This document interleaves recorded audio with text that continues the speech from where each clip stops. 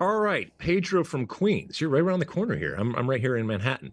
Good question. Thank you. Has he lost the team? Well, obviously, I'm not inside, so I don't know.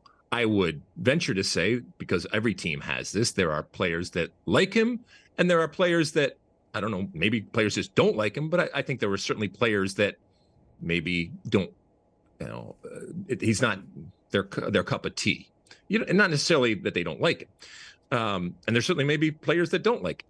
But when it comes to that dynamic exists in anything. When it comes to whether he has lost this team, I don't think so. I think that players, you all go back to your hotels, you're in the bus or whatever, and you commiserate amongst yourselves. And why the hell did he do that? And why the hell did he do that? And it's not a coach's responsibility to explain every single move that he or she makes to every single player on the team. However, you got to have your finger on the pulse if you are Gregg Berhalter and understand the dynamic. You're dealing with egos. You're dealing with incredibly talented, but at times fragile. Also with this team, you're also dealing with very young and inexperienced players. And so you have to factor all of that into all of your actions and all of your words. All of that is to say, no, I don't think that he has lost this team, in that I don't think that there is a toxic environment that has been created relative to decisions that have been made over the cycle or even the last couple of games in the window. That's not to say, like I said, that can't be created and can't be created very quickly. A lot of that comes down to results. When he puts Sergiño Dest in left back position, that's not messing Sergiño Dest up, because he's saying to Sergiño, look, you're our second best left back that we have. And with Jedi out, I need to figure out and give you some opportunity to play in that position. So basically what you're saying is, no matter what, you're going to be on the field as a starter. No player is going to look at that and go, oh, I can't believe you're not playing me over at right back.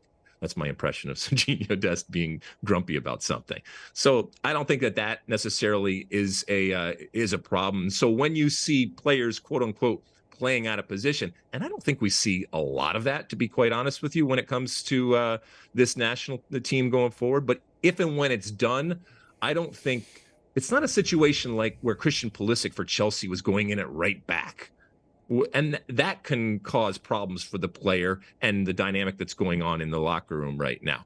Having said all of that, this is why I say only one cycle, because I think it gets stale and I think it gets old very, very quickly, through no fault necessarily of coaches, just the reality of what a cycle is, especially these young players. If you had interviewed them on the first day that Gregg Berhalter took charge, and then interview them on the last day of the World Cup in December, think of how different they are as human beings, as players.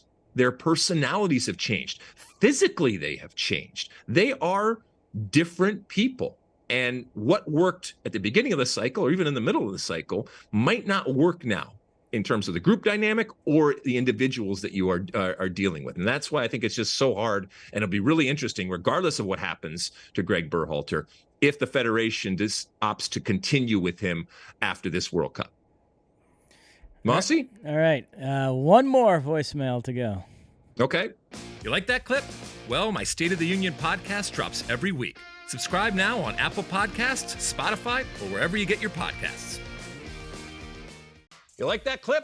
Well, my State of the Union podcast drops twice a week right here on my very own YouTube page. The only way to stay up to date is to hit that subscribe button down below. Size the day, and see you soon.